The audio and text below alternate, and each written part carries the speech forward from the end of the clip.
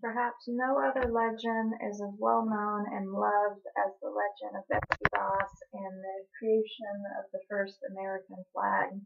Although the story itself may be a legend, Betsy Ross certainly was not. Best known by her first married name, Elizabeth or Betsy Griscom Ross. She learned to sew from a great aunt, Sarah Elizabeth Ann Griscom, and became a fairly well-known flag maker during the American Revolutionary War. Her husband, John Ross, was an upholsterer by trade, and after their marriage, the couple started their own upholstery business and later joined Christ Church in Philadelphia. A fascinating fact from reading some biographies of Betsy is that Christ Church was also where militia regimental commander, colonel, and soon to be General George Washington of the newly organized Continental Army and his family sometimes worshipped, along with many other visiting um, delegates in future years to the soon to be Continental Congress. John and Betsy were ardent patriots, and John joined the Pennsylvania militia. Sadly, he was mortally wounded in mid-January 1776, and Betsy became a young widow. According to legend, it was late May or early June of 1776 when she had that eventful meeting with the Committee of Three, George Washington, George Ross, who was her late husband's uncle, and Robert Morris, which led to the sewing of the first flag. It was also supposedly during this meeting that she showed General Washington how much easier it was to create the five-pointed star instead of the six-sided one he had proposed. Research conducted by the National Museum of American History of the Smithsonian Institution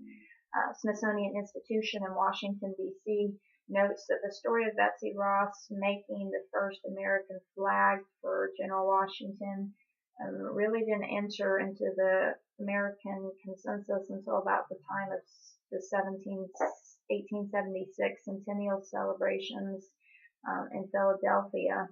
In 1870, Ross's grandson, William J. Canby, presented a research paper to the Historical Society in Pennsylvania in which he claimed that his grandmother had, quote, made with her hands the first flag of the United States.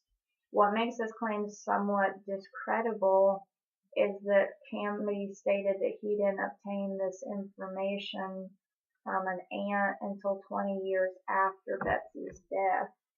Another timeline chronology issue is that Canby dates the historic episode based on Washington's stay in Philadelphia in the late spring of 1776, which was a year before the Second Continental Congress passed the First Flag Act of June 14, 1777.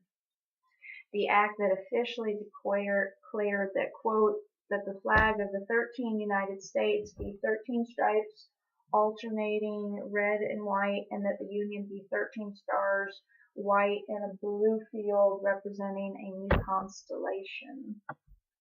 In the 2008 book, The Star-Spangled Banner, The Making of an American Icon, Smithsonian Institution experts point out that Canby's recounting of the event, it appealed to, at that time, patriotic Americans who were really eager for stories about the Revolution and its heroes and heroines. Betsy Ross was promoted as a patriotic role model for women and especially young girls, and became a symbol of women's contributions to American history. She really exemplified the common history of ordinary individuals, but the flag legend transformed her into anything but common or ordinary. American historian Laurel Thatcher Ulrich states, quote, to the general public, details about the flag are unimportant. It is Betsy that they care about, end quote. According to the official Betsy Ross House website, only the Liberty Bell and Independence Hall draw more visitors than the home of the adored flag maker. Ulrich's article, How Betsy Ross Became Famous, Oral Tradition, Nationalism, and the Invention of History, attempts to explain Betsy Ross's resurrection and permanence as a national heroine in the following summation. She survives because children, teachers, and publishers love her story, and because her house is located near the shrines of American liberty, and because, as with so many national legends, the legend of Betsy Ross has something to do with who we Americans believe ourselves to be. Everyone loves a good story. As a teacher, I define a legend to my students as an account that has been retold so often and over so many years that parts of it may be true or untrue, but even if large parts aren't quite true, it makes a good story. Legends are what gives history its spice.